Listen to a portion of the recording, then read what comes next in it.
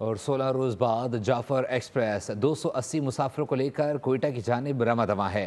Peshawar Kent سے وفاقی وزیر امیر مقام نے ٹرین کو روانہ کیا۔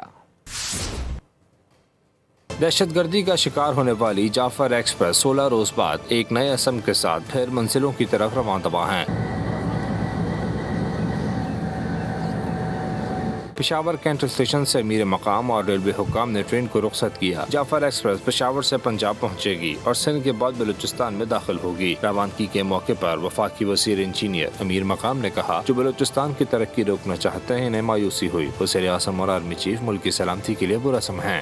آج میں اللہ تعالیٰ کا شکریہ ادا کرتا ہوں کہ اس کی باقاعدہ 11 مارچ سے لے کر آج تک اتنے دنوں بعد دوبارہ بحالی ہوئی ہے، اور یہ میسج دینا بعض لوگوں کے جو عزائم ہیں کہ پاکستان میں تمام زندگی مفلوج ہو جائے، ہر قسم کے ایکٹیویٹیز بند ہو جائے، تو اس کو کبھی پاکستانی قوم کامیاب نہیں ہونے دیں گے۔